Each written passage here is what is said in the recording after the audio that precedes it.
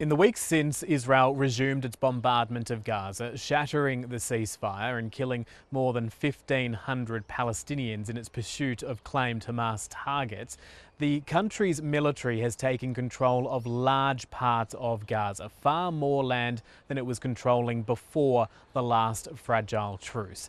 Israel currently controls around 20% of Gaza, and it's added a significant chunk of land to its so-called security zone, particularly in the south, moving troops in and around the city of Rafah and carving out a new strategic line known as the Morag Corridor, which runs from the Israel-Gaza border to the Mediterranean, encircling the area right up to the Egyptian-Gaza border.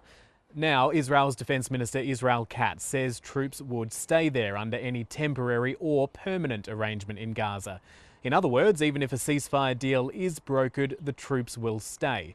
There's very little, if any, chance that Hamas would ever agree to that. Two of the militant group's central demands are that their fighters are not forced to lay down their weapons and that Israel commits to withdrawing its forces from Gaza.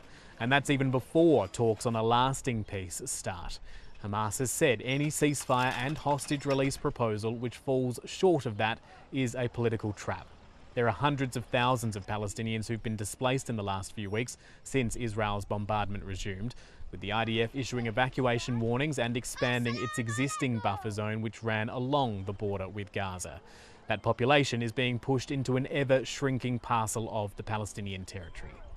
Humanitarian agencies say those Gazans are running desperately short of supplies, things such as food and medicines. But Israel's defense minister says the humanitarian blockade Israel has imposed on Gaza will also continue. He claims that the country is looking at ways to restart that humanitarian supply, bypassing Hamas, but hasn't provided any details of how that would work.